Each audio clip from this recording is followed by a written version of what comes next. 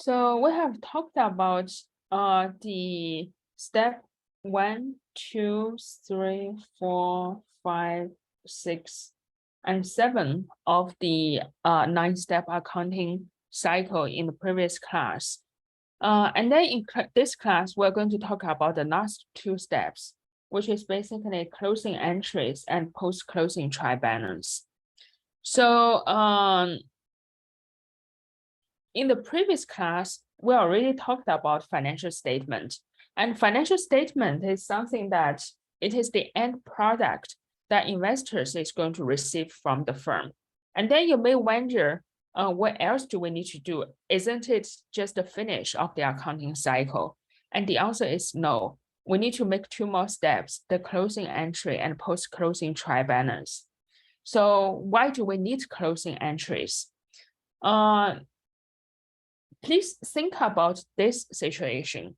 Assume that a firm has a revenue of 1,000 in the month of January, and now you want to count how much revenue the firm has in the month of February.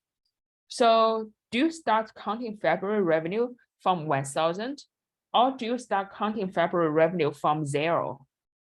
So please think about this question. And maybe to some of you, this is a really easy question. Of course, we count from 0 because we don't want to count January revenue.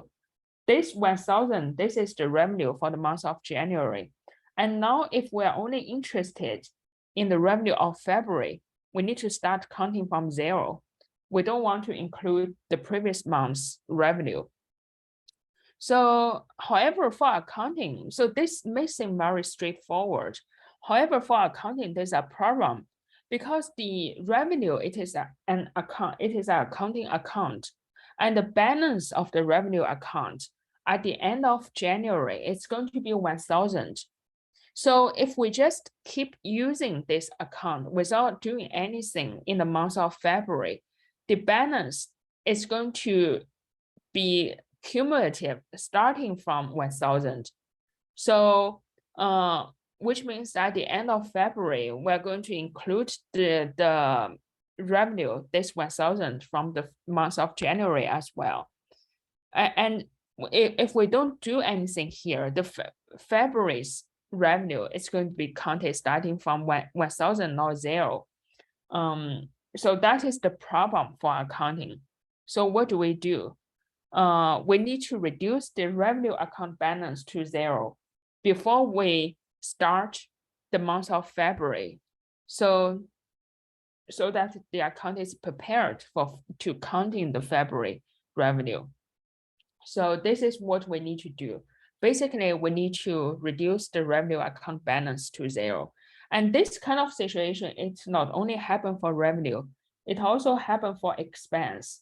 Expense is going to have the same issue, and also as well as dividend, it's going to have the same issue as well. And so we just talked about we need to reduce the balance for those accounts to 0 before the start of next financial accounting period. So specifically, how do we do that? We do that by making journal entries to transfer all of the revenue, expense, dividend account balance to retained earning. And we're going to talk about what those journal entries actually look like. But here it's just in abstract. We need to transfer those account balance to another account called retained earning. And those journal entries, those are called closing entries. And this process of making this journal entry, that is the closing procedure. So those closing entries, it have 2 purposes. It first enables us to reduce those accounts revenue, expense, dividend account to 0 at the end of our accounting period. It also enables us to transfer net income, which is revenue minus expense, and as well as dividend to an account called retained earning.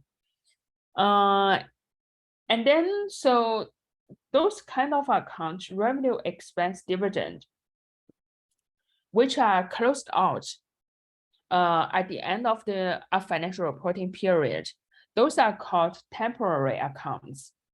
And then the reason we close those accounts out at the end of a financial reporting period is those accounts, they only relate to a given accounting period. So we don't want the balance for those accounts to affect the next accounting period. That's why we need to close them out. However, there's another kind of account called permanent account.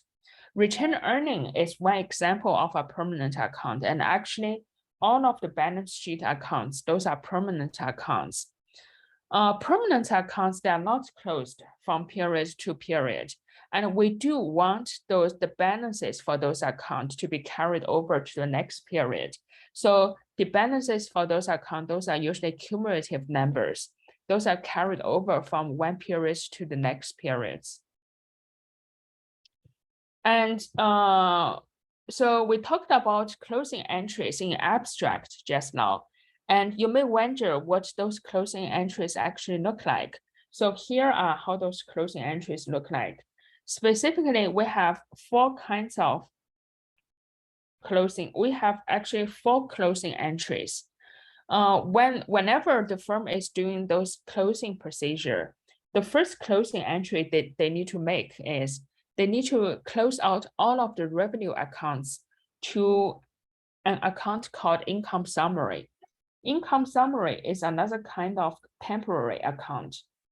So how do we close them out? Those revenue accounts, the balances for those revenue accounts, usually they are at the credit side. And in order to close them out, we need to debit different kinds of revenues, and we credit income summary. The second closing entry is to close all of the expense account to income summary. So the expense account, the balances for different kinds of expense account are usually at the debit side. In order to close it out, we need to credit different kinds of cost and expense, and we debit income summary. So now all of the firm's revenue and expense, they have been closed out into income summary. Then we take the balance of income summary and close it out to retained earning. So at the same time, for the dividend account, which is also a temporary account, we close it out to retained earning as well. So those are the closing entries. And here is an example of the closing entries of our firm. So at the end of the financial reporting period, we make 4 closing entries. We close out the firm's revenue to income summary, close out all of the expense to income summary. And then we take the balance of income summary and close it out to retained earning. We also close out dividend to retained earning. So and after we have made those closing entries, we do the posting. So this is the first journal entry touch upon the revenue account and the income summary. The second journal entry touch upon all of the expense account and income summary. And then as a result, the balances for the income summary is going to be at the credit side. So in order to close out income summary, we need to debit income summary and close it out to retained earning. At the same time, we close out dividend to retained earning. So after the firm has done the closing entries and after it has posted all of the closing entries, now it can prepare another trial balance. And that trial balance is called post-closing trial balance. This is an example of how post-closing trial balance looks like. And one thing you can notice from this post-closing trial balance is maybe you can just take 1 minute, prepare this post-closing trial balance with the previous adjusted trial balance, and try to figure out what is the difference, what is the major difference between this post-closing trial balance and the adjusted trial balance. So the major difference here is, if you look at this post-closing trial balance, there should be no temporary accounts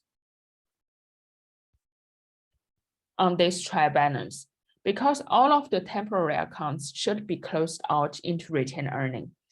And then all of the accounts on this post-closing trial balance should be permanent accounts. So all of the accounts left, those are permanent accounts. So this is how post-closing trial balance looks like. And here is just a summary of all of the 9 steps accounting cycle we have gone over. So the first step, analyze business transaction, which will analyze the effect of that business transaction on the firm's asset, liability, and stockholders' equity. And then we make journal entries, which is basically debit, for example, debit cash, credit common stock for 10,000. And then we post those journal entries to ledger accounts. So for example, debit cash, so we post it to cash account, and credit common stock, we post it to the, it's not showing here, but we post it to the credit side of common stock of 10,000. And then the next step, after we have done all of the journal entries and after we have done all of the posting, we can calculate a balance for each of the accounts. And then at the end of the financial reporting period, we compile the list of all of the accounts as well as their balances. And this is called a trial balance. And then the next step is to make adjusting entries, so which including deferrals and accruals. And also we post those adjusting entries. And after that, we can prepare an adjusted trial balance. So our financial statement is made based on the adjusted trial balance. And after we have made the financial statement, we can prepare the closing entries and we can post those closing entries.